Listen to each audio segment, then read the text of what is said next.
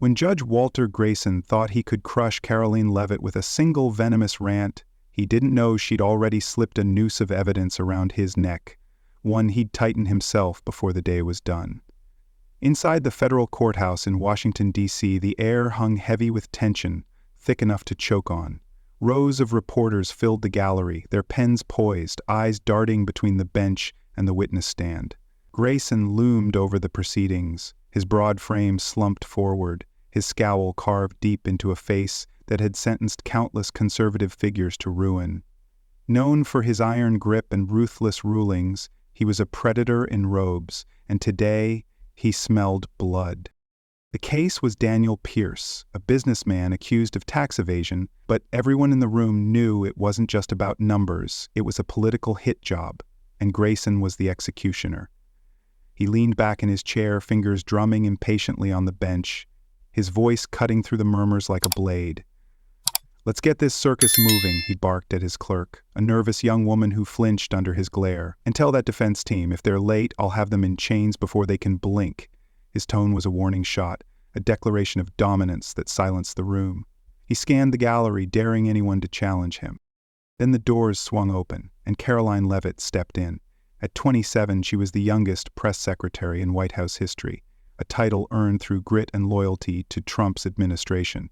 She carried a briefcase, her steps deliberate, her sharp eyes meeting the stairs head-on. Grayson's gaze locked onto her, his lip curling into a sneer. "Well, well, if it isn't the little press puppet from the White House," he drawled, his voice dripping with contempt. "What's the matter, sweetheart? Did they run out of podiums for you to hide behind, so they sent you here to play grown-up?" The gallery stirred, some reporters chuckling nervously, others frowning at the jab. Karoline didn't flinch. She set her briefcase down with a firm thud, her posture straight, her expression calm but unyielding. "I'm here as a witness, Your Honor," she said, her voice steady. "I came to present the facts, not to entertain you." "Facts?" Grayson scoffed, leaning forward, his face flushing with irritation. "Spare me your fairy tales, Miss Leavitt. This isn't your fancy press room where you can spin lies for the cameras. In my courtroom, your little title means nothing. I'm the law here, got it?" His words were a gauntlet meant to rattle her. Karoline met his stare evenly. "Understood, Your Honor. I'm here to testify about Daniel Pierce's financial transparency, that's all." "Transparency?"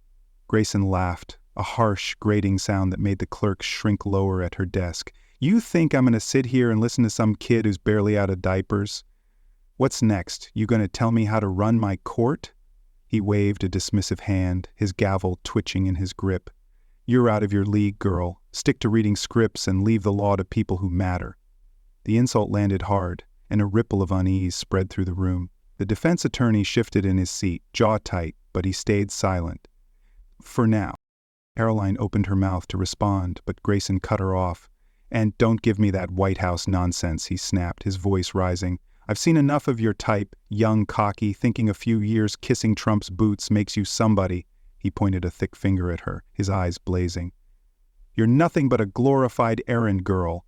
What, did they send you because nobody else wanted to waste their breath on this loser's case?" The gallery buzzed, the divide sharpening. Some nodded at Grayson's tirade, others shot sympathetic glances at Karoline. She adjusted her stance, fingers resting lightly on her briefcase. "With respect, Your Honor," she began, her tone cutting through his rant. "My job isn't the issue, the evidence is. If you'd let me—" "Enough!" Grayson slammed his gavel down, the crack splitting the air. "I don't need your permission to run my courtroom, little lady. You speak when I tell you to, and not a damn second before." His face was red now, his authority teetering on the edge of rage. "You think you can waltz in here with your big-shot attitude and tell me what to do? I've been burying punks like you since before you were born." Karoline didn't blink. "I'll wait for your instruction, Your Honor," she said, her voice firm, a faint edge of defiance beneath the calm. The room held its breath, sensing a storm brewing. Grayson smirked, thinking he'd cowed her, but the glint in her eye said otherwise. She wasn't here to bow. "Good," he growled, leaning back. "Keep that mouth shut until I say otherwise, or I'll have you hauled out faster than you can cry to your boss." She nodded once, her fingers tapping the briefcase lightly. "As you wish," she replied, her tone cool enough to chill the air. The reporters scribbled furiously, sensing blood in the water, but whose, they couldn't yet tell. Grayson might have held the gavel, but Karoline held something else, something that made his scowl twitch, just for a moment, before he masked it with another sneer. "Next witness better have something worth hearing," he muttered, loud enough for the room to catch, "because this one's already wasting my time." He glared at her, daring her to step out of line. Karoline stayed silent, her calm a stark contrast to his fury, her presence a quiet promise that this fight was far from over. The gallery watched, pens poised, as the real battle loomed just beneath the surface. Karoline Leavitt squared her shoulders and opened her briefcase, pulling out a stack of documents stamped with the seal of the National Liberty Fund. "Your Honor," she began, her voice clear and steady, "I'm here to testify to Daniel Pierce's financial transparency. These records show—" "Stop right there," Judge Walter Grayson snapped, his tone sharp enough to cut glass. "You think I'm going to waste my time on that garbage? What's this, some press stunt you cooked up?" He leaned forward, his eyes glinting with disdain. "I've seen better fiction on the back of a cereal box, sweetheart." Karoline pressed on, unfazed. "These are financial disclosures, Your Honor, submitted during discovery. They prove Mr. Pierce's contributions were clean." "Clean?" Grayson barked, cutting her off again. "Don't insult me with your buzzwords, girl. That's a pile of conservative trash, and I'm not swallowing it. You're not in your little Newsmax studio spinning tales for the choir. This is my courtroom." He slammed his gavel down, the crack loud enough to make the clerk jump. "I say what's worth hearing, not some kid playing dress-up." "With respect," Karoline shot back, her voice firm, "my time at Newsmax doesn't change the facts. These papers—" "Fact," Grayson laughed, a guttural mocking sound. "You wouldn't know a fact if it bit you, Leavitt. What, you think screaming headlines for Trump's fan club makes you a legal genius? Stick to your teleprompter, honey. This is above your pay grade." He pounded the gavel again, twice, the bangs coming fast and furious, clearly meant to rattle her. "I'm not here for your amateur hour." Karoline adjusted the stack in her hands, her calm unshaken. "I'm not here to perform, Your Honor. I'm here to present evidence you're dismissing without a glance. Why's that?" Grayson's face twisted with fury. "Don't you dare question me, you insolent little—" He caught himself slamming the gavel harder. "You think you can strut in here with your White House badge and lecture me? I've been running this court since you were in pigtails. That junk in your hands is irrelevant. Pierce is a fraud, and you're just his cheerleader." "Then look at it," Karoline countered, her tone a quiet challenge. "If it's junk, prove it. Or are you afraid of what's on these pages?" "Afraid?" Grayson roared, his voice booming. "I'm not afraid of you, or your propaganda. I'm shutting this down because I'm the law here, not some press flunky." He jabbed a finger at her, his hand trembling with rage. "One more word out of line, and I'll have you in cuffs so fast your head'll spin." Thomas Ridley, the defense attorney, rose from his seat, his voice tight. "Your Honor, she's a sworn witness presenting evidence. You can't just—" "Sit down, Ridley," Grayson bellowed, swinging the gavel like a club. "You open your trap again, and you're joining her in a cell. I'm not here for your whining, or hers." Ridley hesitated, fists clenched, then sank back, his glare burning into Grayson.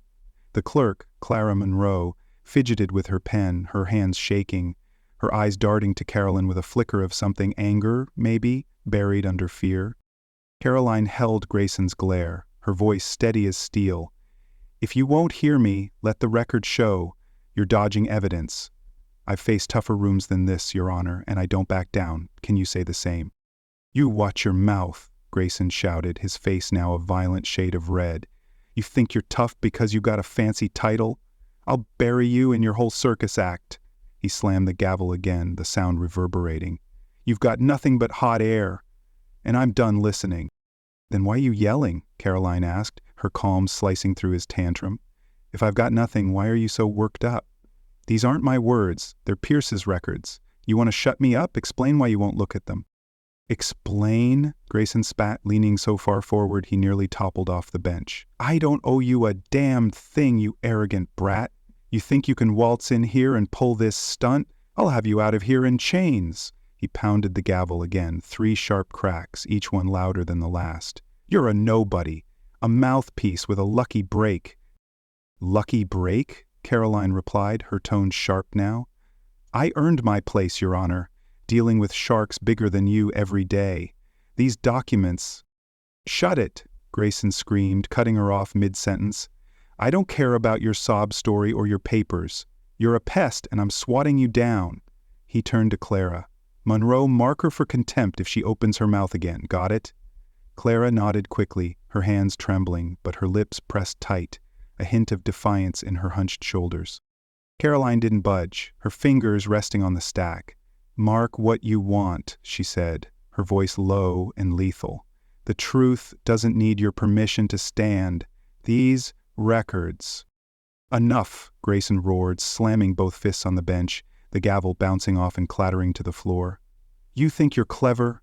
You're nothing. Just a loudmouth with a briefcase. Guards, get ready to drag her out." He glared at her, panting, his control fraying. "Last chance, Leavitt. Sit down and shut up, or—" Karoline met his eyes, unflinching. "I'm not done, Your Honor," she said, her tone icy. "You might be. These papers aren't going anywhere, and neither am I." She tapped the stack once, a small deliberate move that hit harder than his fists. Ridley shifted, ready to jump in again, while Clara's pen froze mid-scribble, her breath catching. Grayson's face darkened, his next move hanging in the air like a loaded gun. Karoline Leavitt reached into her briefcase and pulled out a thick folder stamped with the National Liberty Fund seal. She held up a single page, her voice cutting through the charged silence. "Your Honor, let's talk about the fund's meeting minutes from March 15th, minutes you signed. Care to explain why they tie to offshore bank transfers that match your rulings against conservative defendants?" Judge Walter Grayson froze for a split second, his eyes widening, then exploded. "You've got no right to drag that trash in here," he shouted, his voice cracking with fury. "That's a lie, a cheap trick from a desperate little girl." He lunged forward, half standing, his hands gripping the edge of the bench. "You think you can smear me with this nonsense? I'll bury you." Karoline didn't flinch. "If it's nonsense, why are you shaking, Your Honor?" she said, her tone cool and pointed. "These aren't just minutes. They're linked to payments, $200,000 wired to an account in the Caymans, same day you threw out evidence in another case. Coincidence?" "Lies," Grayson bellowed, slamming his fist down so hard the gavel jumped. "You're making this up, some White House scam to ruin me. I'll have you locked up for this, you insolent—" He lurched over the bench, snatching at the folder in her hands. Karoline yanked it back, but not before his fingers caught the edge, tearing the page with a sharp rip that echoed in the stunned room. He held the shredded corner up, panting, his face a mask of rage. "This is what I think of your evidence." The gallery gasped, reporters scribbling furiously. Thomas Ridley leapt to his feet, his voice tight with outrage. "Your Honor, that's destruction of evidence. You can't—" "Shut your trap, Ridley," Grayson roared, whirling on him.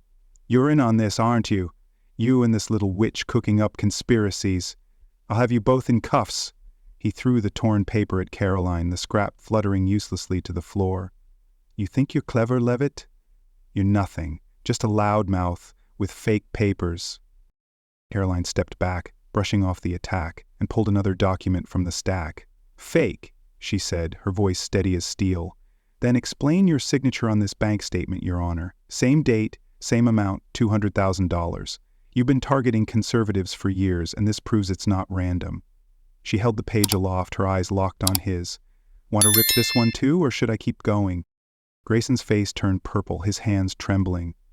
"That's inadmissible," he screamed, though no one had objected. "You're a fraud, a nobody trying to play hero.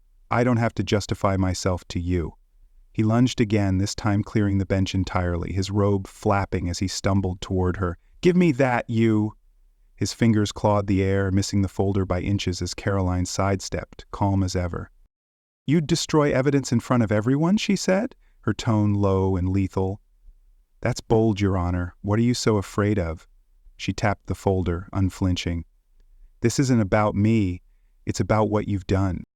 "I'll destroy you," Grayson shrieked, swinging wildly at the papers again. He caught the corner of the folder this time. yanking it from her grip and hurling it to the floor. Pages scattered, some crumpling under his stomping boots as he raged. "This is a setup. You and your Trump cronies framing me. I'll sue you into the dirt." His voice broke, spit flying as he pointed a shaking finger at her. Karoline knelt briefly, retrieving a single sheet from the mess. "Frame you?" she countered, standing tall. "I don't need to. You've framed yourself. Every payout, every ruling, all signed by you. Here's another one. Your email to the fund, promising favorable outcomes." "Explain that." Grayson's eyes bulged. "That's fake," he howled, lunging once more. Karoline pulled back and he stumbled, crashing into the witness stand with a grunt. "You can't prove." "Can't I?" she cut in, holding up the email. "It's got your digital signature verified. You're not just biased. You're bought." Her voice rose just enough to carry. "And I've got the receipts." Clara Monroe, the clerk, suddenly burst into tears at her desk.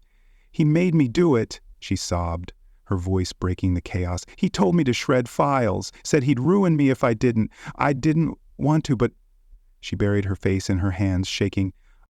Grayson spun toward her, his face contorted. "Shut up, Monroe," he screamed. "You're lying, trying to save your own skin. I never—" "Never?" Karoline interrupted, her tone icy. "She's not the one with offshore accounts, Your Honor. You are, and this email doesn't lie. Unlike you." She slid another page from the scattered pile, holding it up.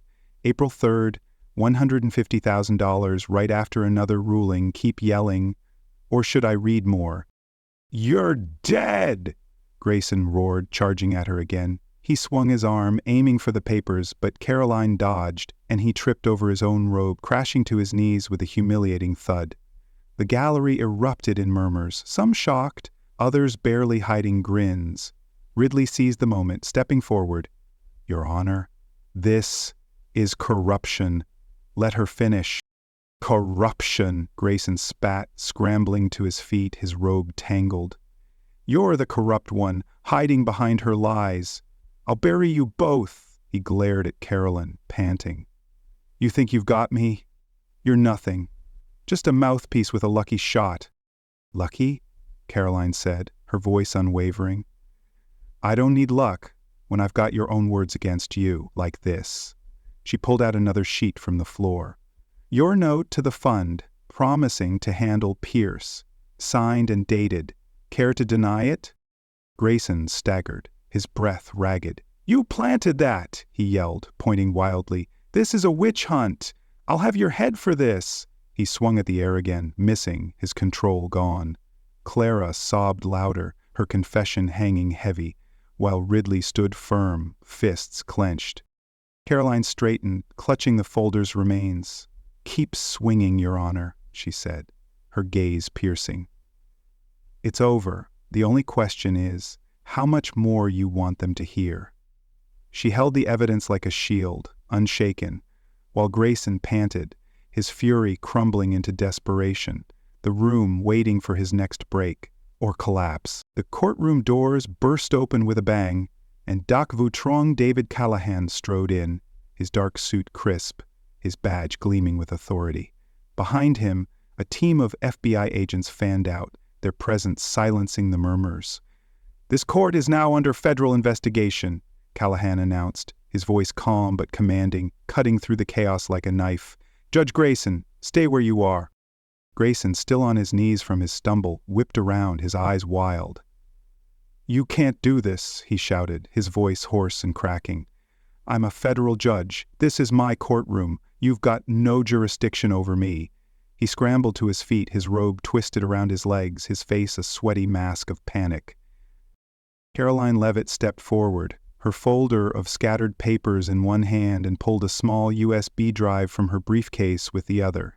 "They've got plenty, Your Honor," she said, her tone steady and sharp. "This is a recording from your office. 2 weeks ago. You're on tape threatening Clara Monroe to shred evidence in the Pierce case. Want me to play it?" Grayson's jaw dropped, his hands shaking. That's illegal," he stammered, pointing a trembling finger at her. "You bugged my chambers? This is a setup? A filthy political hit?" He staggered back, clutching the edge of the bench for support. "Illegal?" Karoline shot back, her voice unwavering. No, Your Honor, your own security system caught it. I just got the files legally. And there's more, she tapped the folder. Those bank records? Payments from the National Liberty Fund to your offshore account? $200,000 here, $150,000 there, all tied to your rulings. Care to explain? You're lying, Grayson roared, lunging toward her again. This is a trunk conspiracy. You and your goons cooked this up to ruin me. I'll have you all prosecuted. His voice broke into a shriek as he swung at the USB, missing wildly. Callahan stepped closer, his hand raised, but Grayson ignored him, his focus locked on Karoline. Ruin you? She said, standing her ground. You did that yourself. I've got timestamps, signatures, and your voice on tape. You've been selling Justice, Pierce, others, all pawns in your game. I'm just the one who caught you. She held the USB aloft, her eyes piercing his. Clara Monroe, tears streaming down her face, stood shakily at her desk. He made me do it, she cried, her voice trembling. He said he'd fire me, destroy my family. If I didn't get rid of those files, I begged him to stop, but She choked on a sob, collapsing back into her chair. Grayson spun toward her, his face contorted. Shut up, Monroe, he screamed. You're lying, covering your own ass. I never said. He stopped short as Callahan moved in, his calm authority a stark contrast to Grayson's unraveling.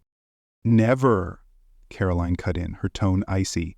She's not the one with a Cayman account, Your Honor. You are, and this recording doesn't lie. She nodded at Callahan. He's all yours.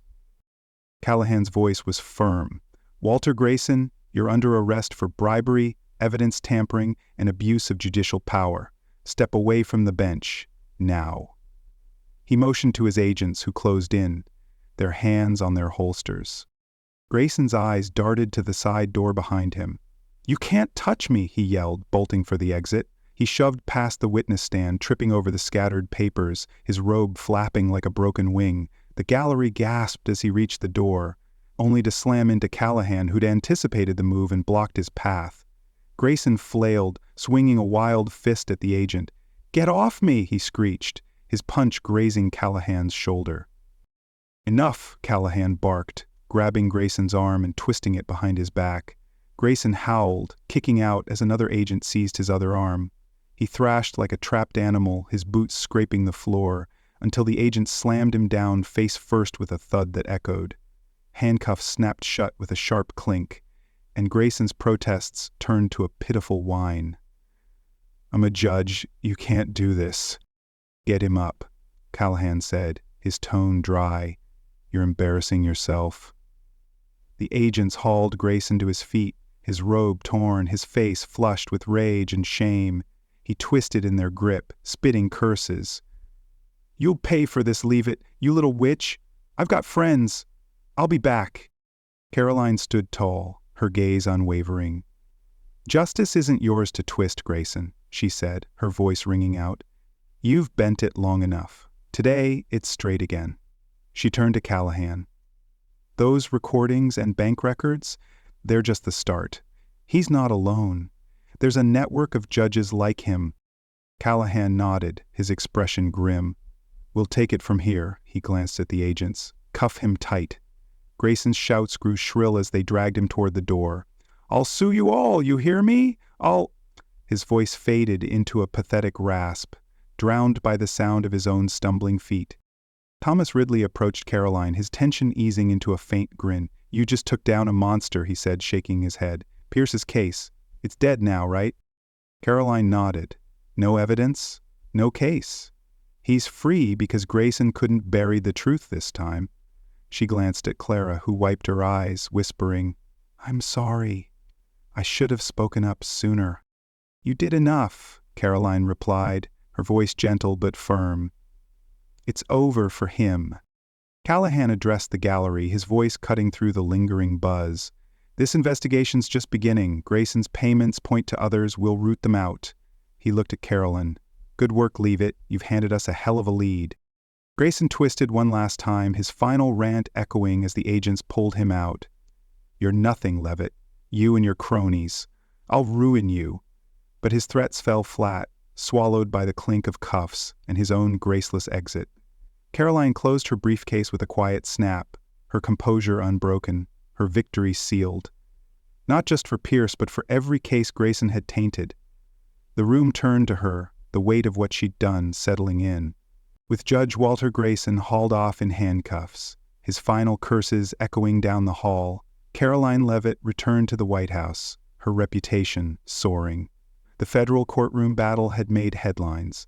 Daniel Pierce's tax evasion case was dismissed, the charges crumbling under the weight of Grayson's exposed corruption. News trickled out of a broader probe, the National Liberty Fund's dirty money unraveling a network of crooked judges, piece by rotting piece. As press secretary, Karoline took the podium daily, her voice steady, her presence commanding. "The truth never bows," she declared in one briefing, her words igniting applause from supporters and nods from even the skeptics. She'd become a symbol, proof that grit could topple giants. Days later, she stood at another briefing, the room packed with reporters, cameras flashing. Questions flew about Grayson's downfall, the FBI's next moves, her own role in the chaos. She answered with precision, deflecting praise with a cool, "I just did my job." The mood was triumphant, until a wiry reporter from the back stood holding up a phone. "Ms. Leavitt," he said, his voice cutting through the hum, "I've got something you might want to hear." He pressed play, and a crackling audio filled the room. Karoline's voice, unmistakable, from a leaked call. "We can't let all of it out," she seemed to say, her tone hushed. "Some details stay buried. Keeps the bigger pieces safe. The White House can't take that hit." The room went dead silent. Reporters froze, pens hovering, eyes darting to her. The audio looped. Grainy, clipped, but damning. Bury it deep or we lose more than Grayson. Had she hidden parts of the truth to shield political allies? The victory glow vanished, replaced by a thick fog of doubt. One journalist. Karoline didn't blink. She leaned into the mic, her lips curling into a faint, cold smile. "The truth has many faces," she said, her voice low, laced with a cryptic edge. "I chose the one that saves the most people." She paused, letting the words hang, then stepped back. "That's all for today." She turned and walked off, her heels clicking against the floor, leaving the podium as the room exploded behind her. Reporters yelled, "Answer the question!" and "What's buried?" Their voices a frantic tangle, but she didn't look back. The briefing cut to black on screens nationwide, leaving a nation stunned. Was she a hero who'd bent rules for a greater good, or a hypocrite cloaked in justice? No one knew. Not the FBI, not Pierce, not the press. The tape's origin stayed murky, its context a riddle. Karoline kept her post, her silence louder than her speeches, her legacy now a question mark, noble sacrifice or calculated deceit. Karoline Leavitt and Judge Grayson teaches us a profound lesson. Truth is a powerful weapon, but wielding it often comes with tough choices and hidden costs. Karoline toppled a corrupt giant, yet the leaked tape revealed even heroes might bury pieces of the puzzle to protect a greater cause. In our own lives, we face similar crossroads. Pursuing absolute justice can clash with practical realities, forcing us to pick battles that minimize harm. It's a reminder that courage isn't just standing up to villains, it's wrestling with our own compromises. True strength lies in knowing when to fight and when to shield. Thanks for diving into this story with me. I'd love to hear your take. Would you risk everything for the full truth, or sacrifice a little for the bigger win? Drop your thoughts below. I can't wait to read them.